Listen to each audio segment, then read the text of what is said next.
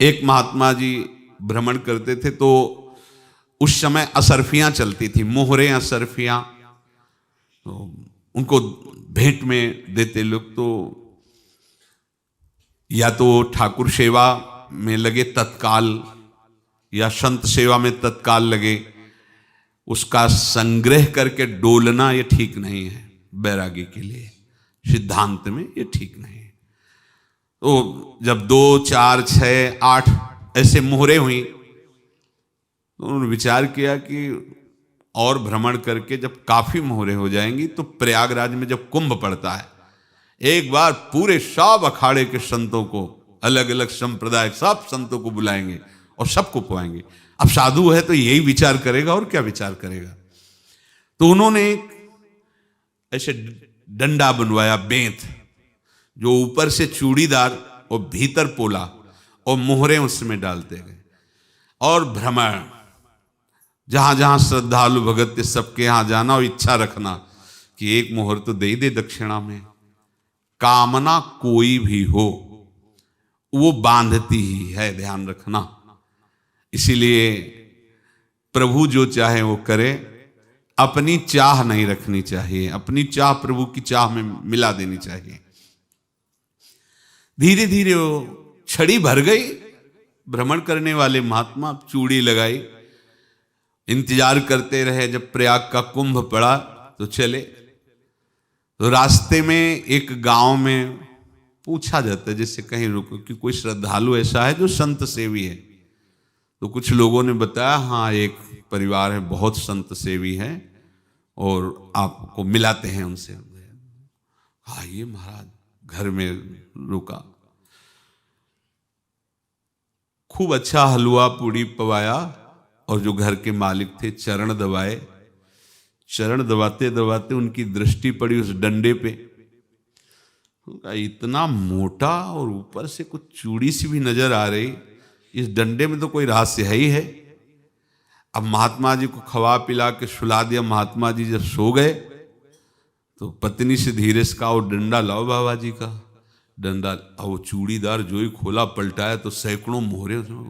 ऐसे संत रोज पधारे भगवान, तुम आनंद हो जाए फिर क्या। पत्नी से कहा, नाप के कंकड़ लाओ। वो तो महात्मा जी तो खाए खीर पूड़ी, आराम से सो रहे। रात में पूरी प्लानिंग करके उसमें कंकड़ भर के चूड़ी लगाकर सिराने रख दिया, सारी मोहरें हटा ली। महात्मा जी आराम से छड़ी उठाए तो वजन पक्का। वैसे बड़े लोग चतुर होते हैं, पर ये नहीं जानते कि कर्म कितना भयानक होता है। और उनकी कोई संतान नहीं थी, पर धन में इतना प्रेम उनको था। बहुत सावधान। साधु महात्माओं के पास जो अर्थ है, गृहस्थी अगर आता वहीं से है, पर अगर उसको जोर जबरदस्ती या किसी छल कपट से, तो वो उसका विनाश ही करता है। आज तक का प्रमाण है। अब उनको ये भाव पता नहीं होगा, या पता होगा तो लोभ के कारण वो उसको मान नहीं पाए होंगे। महात्मा जी गए प्रयाग में, किसी अखाड़े पर रुके और वहां प्रार्थना की कि कल जो है संपूर्ण अखाड़ों का निमंत्रण किया जाए और सब संतों को भोग पवाया जाए और उनको दक्षिणा भी दी जाए। महंत ने सोचा कि बहुत बड़ा है तो उत्सव है, क्योंकि प्रयाग में कितने हजारों संत महात्मा सब। तो उनका महाराज बोरों इसमें चीनी और टीनों घी लगेगा, सब व्यवस्था। बोले आप मंगाइए, एक एक हिसाब हम करेंगे, हमारे पास सब व्यवस्था है। बोले कुछ तो पहले दे दो, इकट्ठे देंगे हम। उनको था कि अगर हम छड़ी खोला और 2-4 मोहरे दी, किसी को पता लग गया तो गड़बड़ हो सकती। बोले हम भंडारे के समय आखिरी में सब कुछ आपको दे देंगे। ठीक है। वो अपने पास से पैसे लगाकर खूब जितना सामग्री सब लाए, लाखों की, और सब संतों को निमंत्रण कर दिया।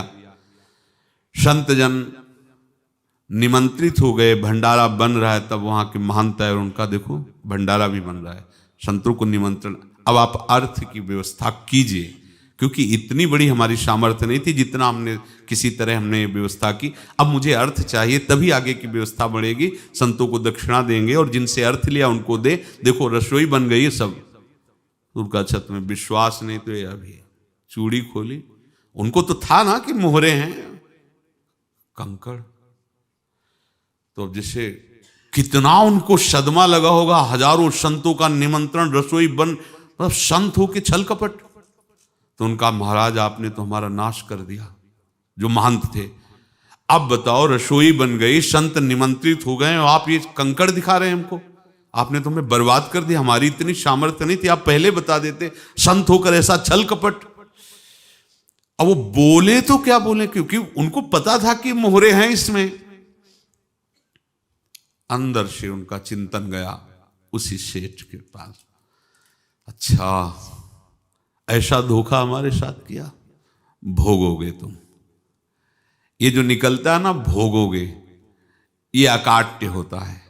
क्योंकि किसी का भी हृदय, मान लो किसी भी जीव जंतु को आप कष्ट दें और उसका हृदय आह भर जाए, तो वो आह वज्र की लेख है, तुम्हें भोगना पड़ेगा। वो देखो भीष्म जी को भोगना पड़ रहा है ना, सांप को ऐसे धनुष की नोक से उठाया और बंबूल के कांटों के ऊपर फेंक दिया, कई दिन तक सेदा हुआ, वो आह भर करके मरा। तो आपको 6 महीने बाणों की सैया पर आह किसी की ना लेना जिंदगी में।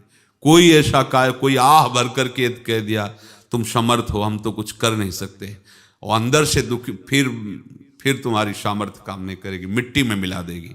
फिर ये तो संत थे और भगवत आराधना के लिए, संत आराधना के लिए ही ऐसा किए हुए थे। अब इनका कैसे मुंह दिखाएं, अब क्या करें। सुबह संत जन आएंगे, सबके बीच में हमारी कि देखो इन्होंने, अब क्या करें। गए और संगम में जाके छलांग लगाई, अपने प्राण त्याग दिए। अब उनके तो पास मोहरे थी और व्यापार बढ़ा, और 9-10 महीने बाद ही लड़का हुआ। अब तो उनको कि संत फलीभूत हो गया, देखो व्यापार चल रहा, लड़का नहीं होता था, लड़का भी हो गया, बड़ा आनंद छा रहा है। जब से वो प्रकट हुए और धन की वृद्धि शुरू हो गई, पढ़ाई लिखाई में उनके खर्चा हुआ सब, बस बीमारी शुरू हो गई उनके शरीर में। अब उसमें पैसा जाना शुरू हुआ, इतने आसक्त तो वो दोनों हो गए कि कुछ भी हो, व्यापार ठप, संपत्ति बेचना शुरू। तो उन्होंने कहा कि बेटा मैं क्या कर सकता हूं तुम्हारे लिए। बोले हमारी अंतिम इच्छा है प्रयाग चलो, और जितने प्रयाग में संत महात्मा सबको एक बार भंडारा करवाओ, हमारी इच्छा अंतिम है। क्योंकि अंतिम यही इच्छा थी। बोले अब ज्यादा संपत्ति तो नहीं रह गई, तो बोले घर बेच दो, मेरे लिए ही तो है, बेच दो। मुझे लगता मैं बचूंगा नहीं, पर मेरी अंतिम इच्छा पूर्ण कर दो। घर बेच दिया, जेवर बेच दी। वहां गए, जब संत सेवा की तो बोले मुझे संगम तक ले चलो।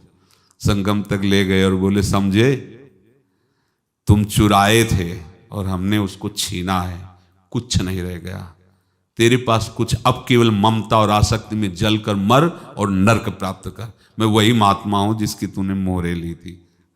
शरीर छोड़ दिया।